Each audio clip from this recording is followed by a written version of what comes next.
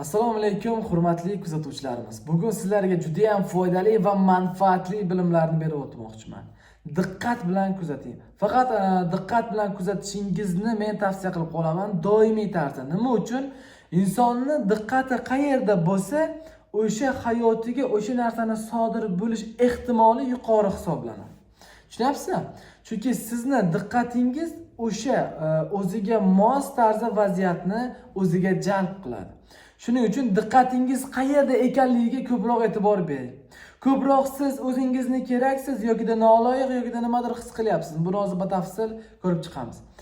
Bu mavzularimiz ko'pincha ayollarga tegishli bo'ladi, chunki hozirda ayollar ko'pincha o'zlarini jabrlanuvchi holatlarini aytib bizga murojaat qilishadi.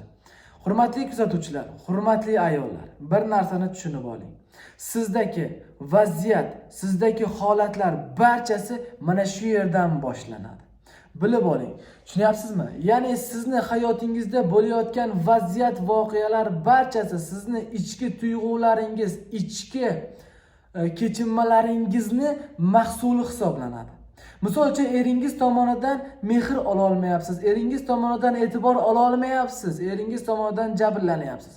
Bo'lishi mumkin qaynanangiz sizga zolimlik qilyapti. Qaynanangiz doim sizga baqirib yoki sizni mensimay, sizni faqat tushunmaslikka yo'yishni davom etyapti. Bo'lishi mumkin, to'g'rimi? Endi men sizga aytmoqchiman. Qarang, diqqatingiz, fokusingiz qaysi tomonda? Fokusingiz. Ya'ni o'sha paytda siz ichingizdan nimani his qilasiz? Ya'ni men keraksizman, ojizman, noloyiqman. Yoki-da bo'lishi mumkin. Ular aybdor, ular tushunishni xohlamaydi. Ular shunaqada tushunishni xohlashmaydi. Ular shunaqada doim boshqalarga yomonlik qilishni xohlaydi yoki-da erizga nisbatan. Erim shunaqada boshqa ayolni xohlaydi, uni xohlaydi, buni xohlaydi. Bitta narsa, men erkak kishi bo'la turib sizga ayta olaman. Erkak kishi doimiy tarzda men yuqoridagi bilimlarimga, ya'ni yuqorida ham men darsliklar berib o'tganman. Mana shu YouTube kanalimda aytib o'taman. Erkak kishi doimiy tarzda kuchli bo'lishni, kerakli bo'lishni, qadrli bo'lishni xohlaydi. Mana shu tuyg'uni ayol kishi bera olsagina erkak kishi mana shunday ayolga talpinadi. Bu bir tuyg'u tomonidan, ko'rinish tomonidan ham. Men hozir uchrataman. Misol uchun yaqinlarim, erkak kishi uylangan yaqinlarimdan ham boshqa ayollarni tomosha qilib yuradi yoki-da boshqa bir ko'rinishdagi ayollarni kuzatib yuradi. Men nega kuzatasan desam, o'zini xotinidan qoniqmayapti. O'zini xotinida o'sha tashqaridagi ayolda bor sifatlarni ko'ra olmayapti. Tushunyapsiz? Yoki qandadir bir shirin so'zlar aytib, nimadirlar qilib kutib oladi-ku erkak kishini. O'sha yomon bo'lgan ayollar kutib oladi-ku. Mana shu narsani o'zini ayoldan ko'ra olmayapti. Bitta narsa, ayol kishi doimiy tarzda siz kuchli bo'lishingiz kerak, qaysi tomondan? Ruhan. O'zingizga, go'zalligingizga qarang va ozgina bo'lsa ham mashq qiling, trenovka qiling. Mana bu shulqinma qorin bo'lsa, boshqa bo'lsa, shularni sal-sal yo'qotishga harakat qiling. Boshqa qiling. O'zingizni bir go'zalligingizni saqlashga harakat qiling. Va shu bilan shu o'rinda eng keraklisi ichki o'y-xayol, ichingizdagi gumonlaringizni yo'qoting. Bizning vazifamiz nima? Men sizga tushuntirib beraman. Qarang. Siz yoshligingizdan qurgan poydevor va o'sha qurgan uyingiz, deylik, aqliy uyingiz. Uni to buzaman deganingizcha holdan to'yib, siqilib, stressga tushib qolasiz.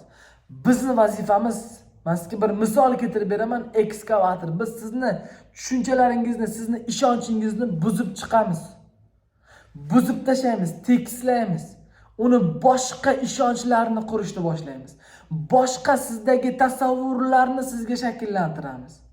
Shundagina sizning hayotingiz ijobiy tomonga o'zgaradi. Tushunyapsizmi? Agar sizni mana bu miyangizdagi tasavvurlaringiz va ishongan ishonchlaringiz o'zgarmas ekan, sizni xatti-harakatlaringiz, sizni ko'rinishingiz, sizni rivojlanishingiz ham xuddi o'sha tasavvurlaringiz va o'y-xayollaringizga mos tarzda bo'ladi. Tushunyapsiz? Bizning vazifamiz ekskavator singari sizni tushunchalaringizni, siz tasdiqlagan to'g'ri degan ishonchingizni buzib tashlab, boshqa ishonch, boshqa fikrlash, boshqa tasavvurlarni sizga shakllantirish.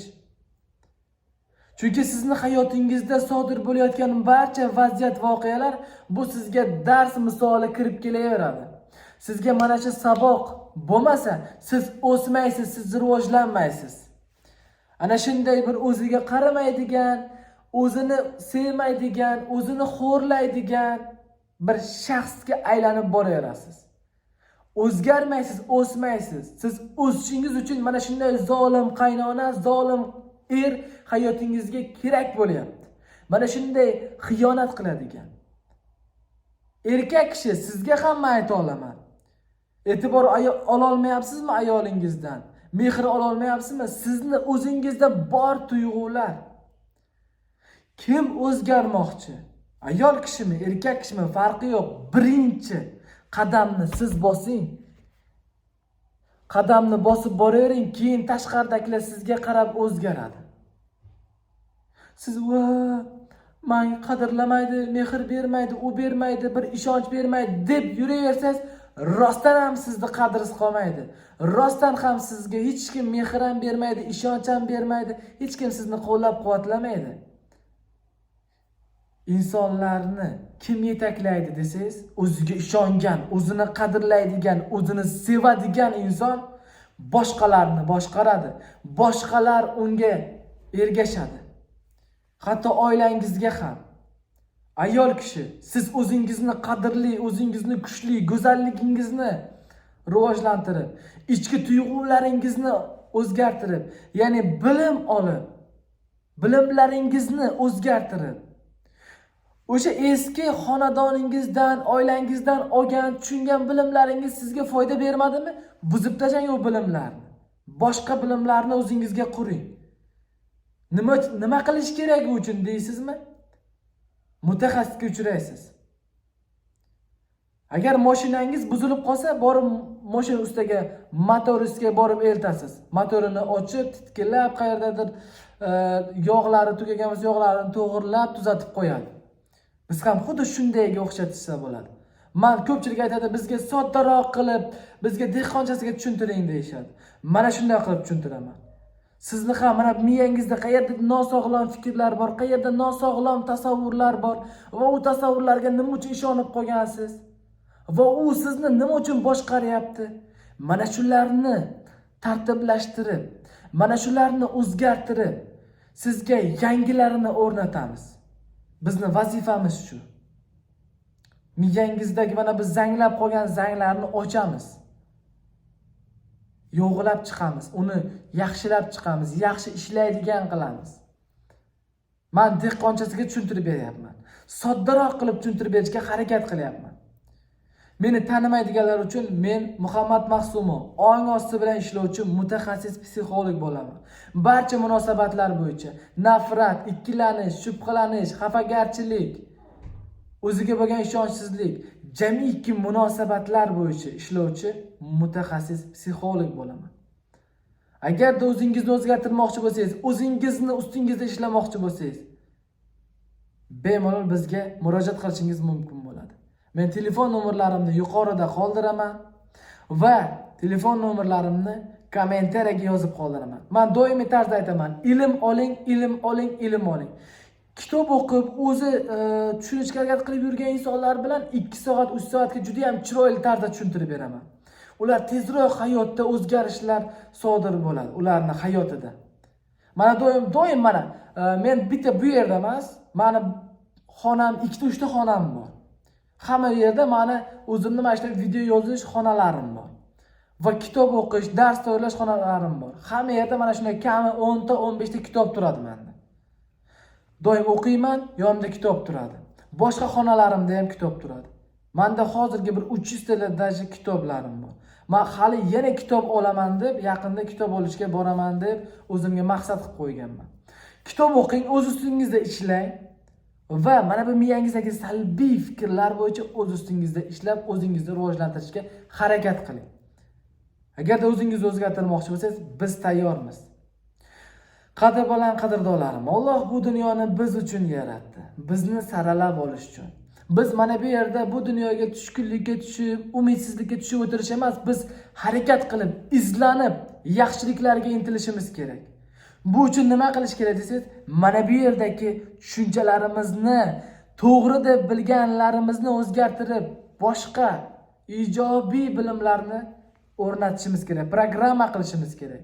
Eski programmalardan xalos bo'lish kerak. Sog' bo'ling, salomat bo'ling, qadrbaland qadrdonlarim.